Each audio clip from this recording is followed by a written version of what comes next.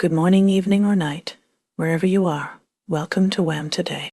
Take a deep breath, clear your mind, and let's drift through the whispers of today's world, one quiet thought at a time.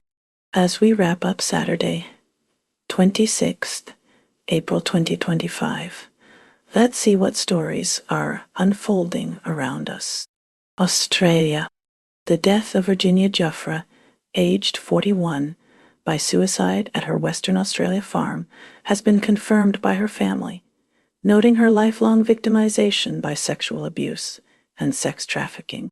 In happier news, Valerie, a miniature Dachshund missing on Kangaroo Island for 529 days since November 2023, was rescued.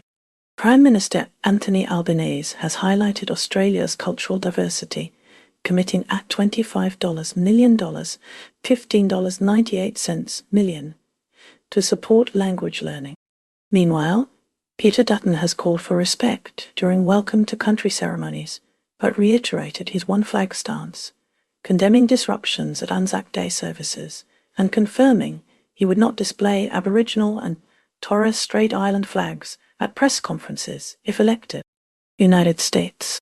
President Donald Trump and Volodymyr Zelenskyy engaged in discussions regarding a possible ceasefire at the Vatican, where Trump accused Vladimir Putin of lacking the desire to end the war.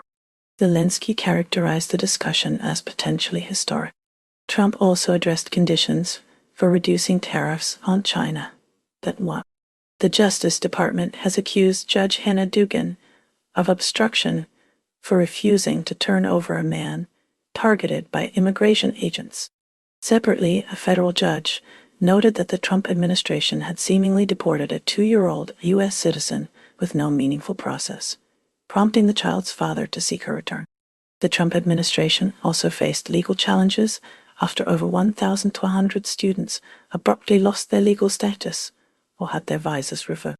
An ABC News Washington Post Ipsos poll reveals mixed American opinions on President Trump's immigration policies. Environmental groups are voicing concerns over President Trump's executive order expediting deep-sea mining, citing potential irreparable harm to marine ecosystems. David Graham's book, The Project: How Project 2025 is Reshaping America, explores the far-right's plan for a potential second Trump administration, examining its origins, objectives, and impacts. USAID is facing criticism as being a tool for normalizing the colonization of Palestine. International relations. Amid escalating trade tensions, Apple is reportedly in discussions with its outsourcing partners in India to implement a strategic plan. China's government is bolstering its economy with supportive policies amid global pressures, prioritizing technological self-reliance, particularly in AIT. To strengthen national identity, China is expanding its ethnic studies initiative in universities. Attempting to mend relations with the EU, China may lift sanctions on NAPs, though this is unlikely to revive the stalled investment deal. President Xi Jinping's recent Southeast Asia trip signals regional harmony efforts, but Beijing remains firm against President Trump's actions, denying ongoing tariff negotiations.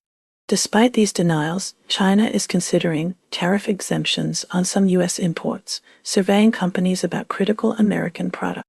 China, alongside Pakistan, condemned the Pahalgam terror attack at the UN Security Council.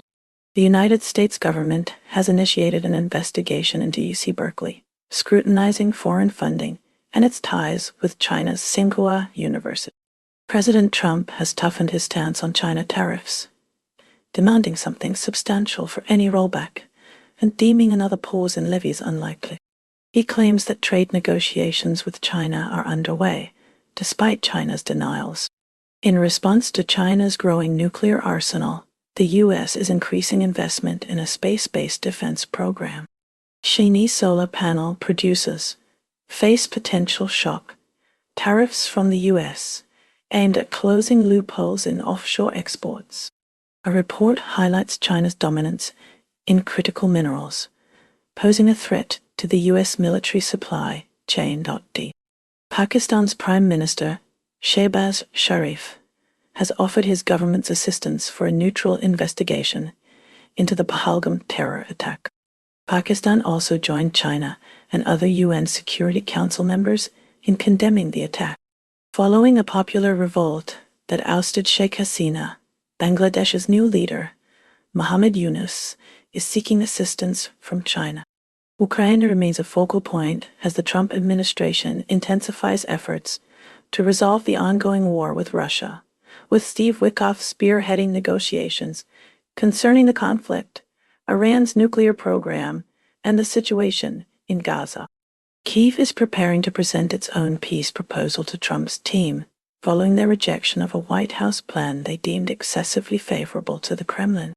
President Trump has voiced skepticism regarding Vladimir Putin's genuine commitment to ending the war, while also suggesting that Crimea should remain under Russian control, a statement interpreted as a willingness to legitimize Moscow's territorial gain. President Trump and President Zelenskyy held a private meeting in the Vatican Basilica, their first since February, amidst crucial war negotiations. An aide to Ukraine's president described the meeting as constructive, while Trump soon after hinted at further sanctions against Russia.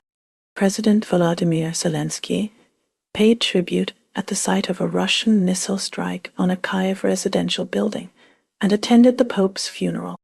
Russia's actions in Ukraine are set to be prosecuted by a newly established special tribunal, although the process is expected to be lengthy and complex. President Trump's perceived pro-Russia stance has been met with approval by some Russian officials. Trump has suggested that Crimea will stay with Russia, signaling his desire to carve up Ukraine and legitimize Moscow's seizure of land, believing that Crimea has been with Russia for a long time, and it is time to accept the seizure. Pakistan finds itself embroiled in heightened tensions with India. Following the Pahalgam terror attack in Kashmir, the Prime Minister offered to join a neutral and transparent probe while asserting the armed forces' readiness to defend the country's sovereignty after India linked the attack to Islamabad. Defense Minister Khawaja Mohammad Asif declared Pakistan's innocence in the attack, which killed 26 people, and accused India of taking punitive measures without proof or investigation, calling for an international inquiry into the Kashmir terror attack. In response, India revoked all visas issued to Pakistani nationals, and the Pakistani army reportedly violated the ceasefire in Kashmir. Seeking stronger ties, Pakistan's defense minister is also pursuing closer relations with Bangladesh. Meanwhile, a landmark deal unlocking vast copper and gold reserves has Pakistan eyeing a transformative economic shift. In legal news, a Pakistani man who shot and wounded former Prime Minister Imran Khan in 2022 has been convicted and sentenced to life in prison. India, in the wake of the Pahalgam terror attack allegedly linked to Pakistan, has revoked all visas issued to Pakistani nationals, with only diplomatic, official, and long-term visa holders exempt. An official reports that 228 Pakistanis residing in Madhya Pradesh will be required to leave India before April 27. The risk of exposing a military still being modernized may constrain Prime Minister Narendra Modi as he weighs retaliation for a terrorist attack. India is grappling with heightened tensions with Pakistan after the deadly attack in Kashmir, which killed 26 people. Indian soldiers retaliated by demolishing homes of suspected attackers and conducting extensive searches for militants. Cross-border gunfire between Indian and Pakistani troops has ensued for 2 nights. India's army chief has assessed the security situation amidst growing public anger, placing pressure on Prime Minister Modi to navigate a delicate balance between domestic demands and strategic imperatives. Meanwhile, a Pakistani diplomat in London made a threatening gesture towards Indian protesters, demonstrating against the Pahalgam attack. U.S. President Trump commented on the situation, stating that India and Pakistan will get it figured out. Turning to India's relations with Bangladesh, the upcoming renewal of the Ganga Water Treaty faces uncertainty. Bangladesh is concerned about India's approach to the Indus Waters Treaty. A Bangladeshi water expert suggests this raised doubts about India's commitment to equitable river water sharing with Bangladesh. Russia's military operations in Ukraine continue, with claims of pushing Ukrainian troops from the Kursk region countered by Ukraine's assertion of ongoing military actions inside Russia. Russia confirmed that North Korean soldiers fought against Ukrainian troops in the Kursk region. Kharkiv residents, like Yulia Verbitska, are enduring Russian attacks, forcing them to seek shelter. The conflict also saw Michael Alexander Glass, the 21-year-old son of CEA Deputy Director Julia Anna Galina, die in eastern Ukraine in 2024 while fighting under contract for the Russian military. The Ukrainian capital experienced its deadliest attack in nearly a year. Diplomatic efforts to resolve the conflict involve a meeting between President Donald Trump and Ukrainian President Volodymyr Zelenskyy at the Vatican, their first face-to-face since February. Trump's envoy, Steve Witkoff, also met with President Vladimir Putin in Moscow for 3 hours to discuss a potential settlement. Trump stated that a deal is very close and suggested Crimea will stay with Russia, indicating potential pressure on Ukraine to concede territory, which Zelenskyy has rejected. Putin appears confident in negotiations, even though current concessions fall short of Russia's stated war aims. The status of the Cosmos 2553 satellite is causing alarm, with analysts reporting it is out of control. The satellite, linked to a nuke program, has been exhibiting erratic spinning behavior over the past year. Japan is navigating complex trade negotiations with the U.S., resisting pressures to join a trade bloc against China due to its significant economic ties. President Trump indicated that the U.S. and Japan are very close to finalizing a tariff deal, with discussions ongoing, and Japan is considering increasing imports of U.S. soybeans and corn. Central to these discussions are the yen and the Bank of Japan's rate policy, highlighting the importance of currency and interest rates. Prime Minister Ishiba has committed to wage increases matching inflation for the third year running, while Seven & I's new CEO remains confident in attracting customers despite economic concerns. A government survey showed fast chemicals exceeding limits in 22 of 47 prefectures, with river and groundwater contamination. In legal news, Amazon Japan must pay $35 million for failing to prevent counterfeit product listings. Turning to cultural notes, Arunima Mazumdar's Dokusha Book Club highlights the dedicated Indian readership of Japanese literature, and Militsuka Goshilagari's cookbook offers a modern guide to Japanese cuisine. A Japanese pear and yuzu preserve won an award at the World Marmalade Awards in the UK. Finally, a bipartisan group of U.S. lawmakers has urged President Trump to prioritize the return of Japanese nationals abducted by North Korea. Iran was rocked by a significant explosion at the Shahid Rajeh port in Bandar Abbas, resulting in 5 fatalities and injuring over 700 people. Black smoke and fire were visible, and the cause is suspected to be chemicals in containers and unsafe storage. The explosion may also be linked to a shipment of sodium perchlorate rocket fuel received in March to replenish Iran's missile stocks. Efforts are ongoing to contain the fire and move trucks from the zone. In other news, Iran and the U.S. are engaged in nuclear program negotiations in Oman. Omani Foreign Minister Badra Al-Buzaidi mentioned a shared desire for agreement based on mutual respect and enduring commitments. However, Iran has expressed caution about the talks' potential success. While Iran's FM Arakchi cited differences, the U.S. has described the talks as positive and productive. A new nuclear agreement holds the potential to reshape Iran's economic and political environment.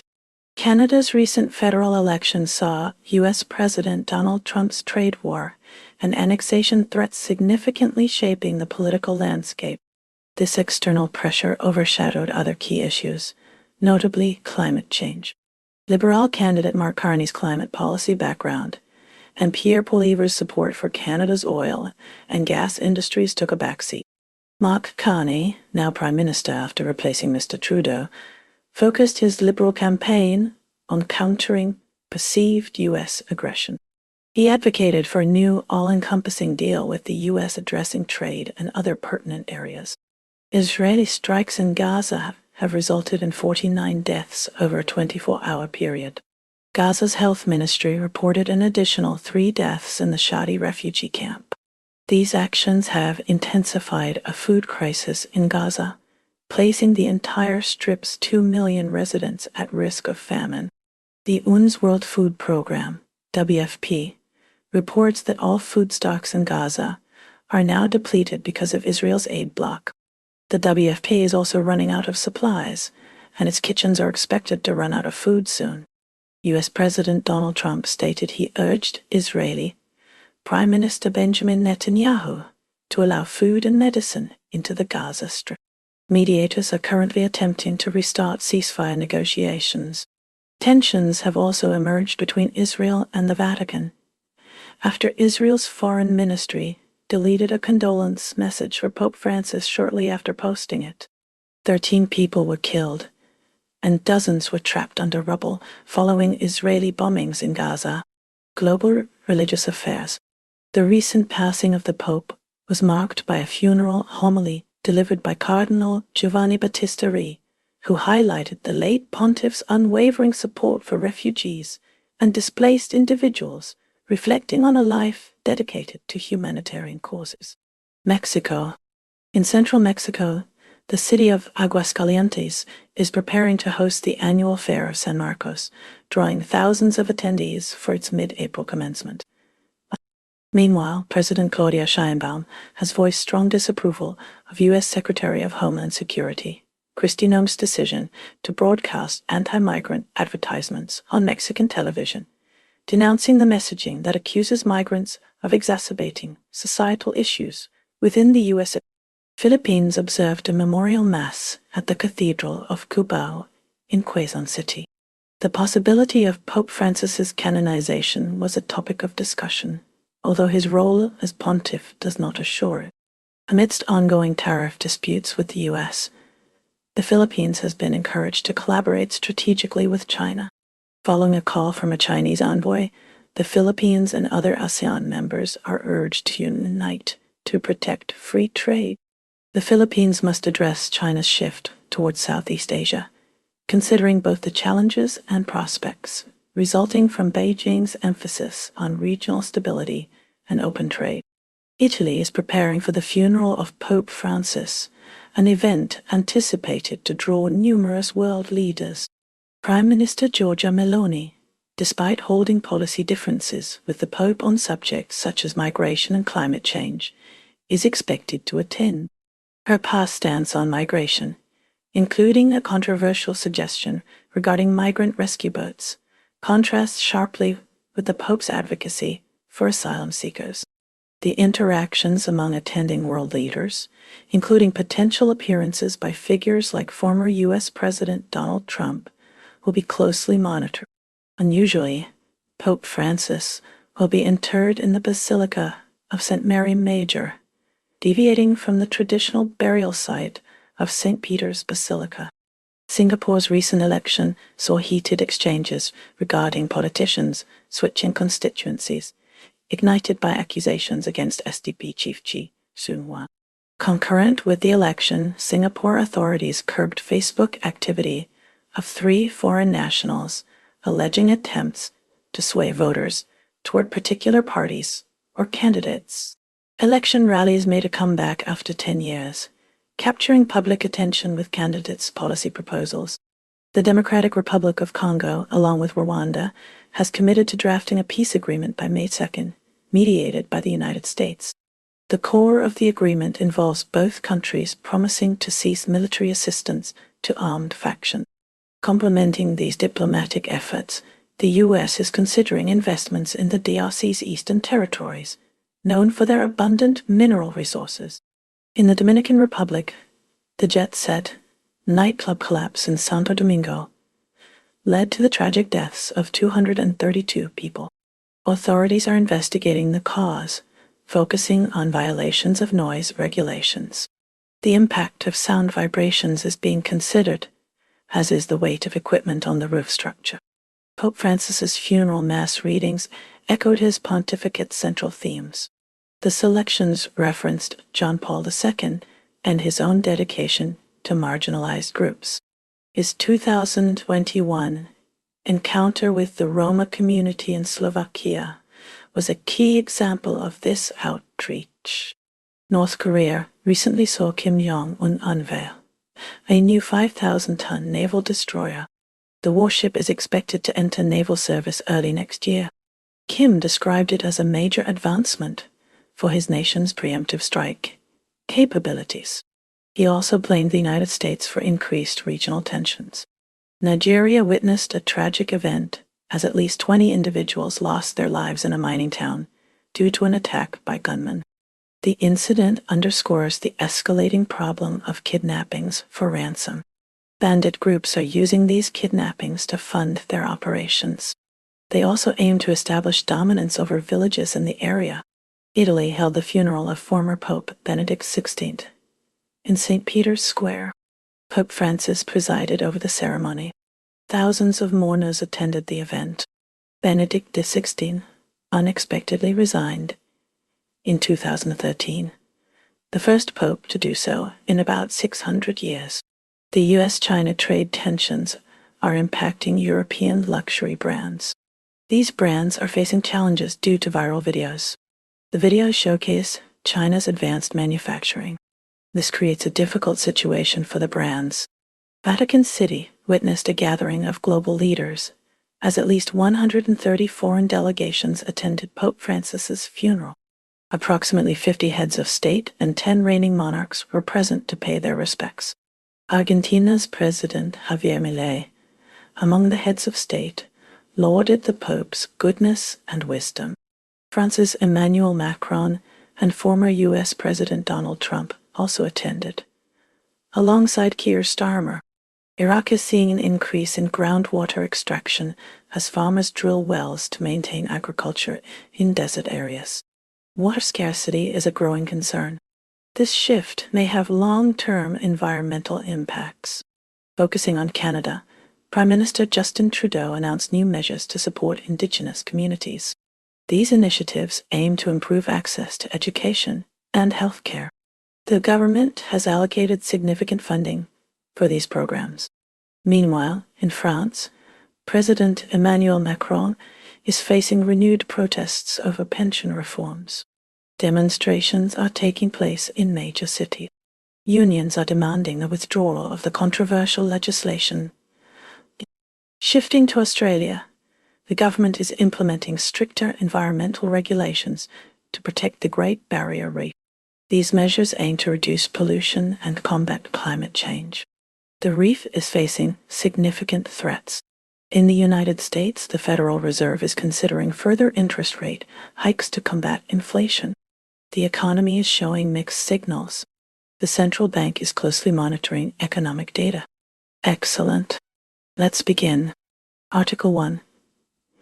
Canada, and the United States announced new sanctions against Russia, targeting individuals and entities involved in election interference. Russia condemned the sanctions as unjustified and vowed to retaliate. China's economy grew by 5% in the last quarter, exceeding expectations. Australia's Prime Minister announced a new climate change policy. The policy aims to reduce emissions by 43% by 2030. Canada's Parliament passed a bill legalizing cannabis nationwide.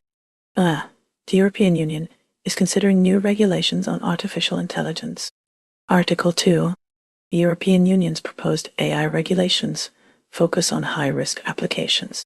These regulations include facial recognition and autonomous weapons. Russia expelled several U.S. diplomats in response to the sanctions. The United States criticized Russia's actions as escalatory. Australia's climate change policy includes investments in renewable energy. Canada's new cannabis law establishes a framework for production and sale. China's trade surplus increased significantly in the past month. The surplus was driven by strong export growth. India's Prime Minister is visiting France to discuss defense cooperation. Article 3. France and India are strengthening their strategic partnership.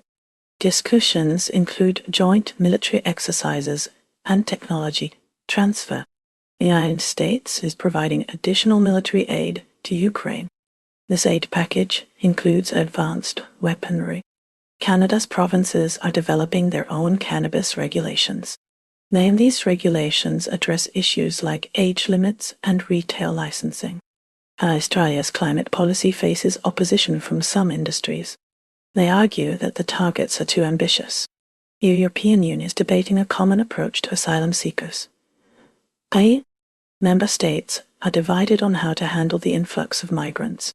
Russia denies interfering in foreign elections. They accuse the United States of spreading disinformation. Article 4. Kenya has launched a new space station module. This module will expand China's capabilities in space exploration.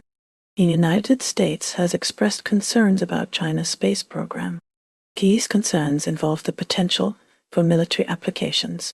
India and France agreed to collaborate on nuclear energy projects. The agreement aims to enhance India's energy security. The European Union has imposed sanctions on Belarus. These sanctions are in response to human rights abuses. Australia is investing in carbon capture and storage technology. This is part of its broader climate change strategy. Canada's cannabis legalization is expected to generate significant tax revenue, i.e., the government plans to use the revenue for public health initiatives. Russia's economy is facing challenges due to Western sanctions. Inflation is rising and investment is declining. Yemen is bracing for a large-scale offensive against Houthi rebels, reportedly backed by the United States, with the goal of regaining control of crucial port cities and curbing the influence of the Iranian-backed faction. Turning to Sudan, a suspected drone strike by the Rapid Support Forces, RSF, hit a displacement camp, resulting in at least 11 deaths. A power station was also knocked offline for the fourth time in 2 years because of the attack, according to a local governor. Meanwhile, in Myanmar, the military junta has allegedly launched at least 207 attacks, including 140 airstrikes and 24 artillery barrages, despite an earthquake ceasefire. These figures come from data compiled by the UN Human Rights Office. Uganda has declared the end of its most recent Ebola outbreak, which began on January 30, after a male nurse tested positive and died from the virus. Health officials are remaining vigilant. In Japan, Emperor Naruhito formally welcomed Denmark's king, Frederick X, with a dinner held at the Imperial Palace in Tokyo, signifying continued diplomatic ties between the two nations. And that's a wrap for today's news, because even headlines need a nap. Stay curious, stay kind, and let the noise fade as you find your quiet. Take care, stay awesome, and I'll see you next time on WHAM Today.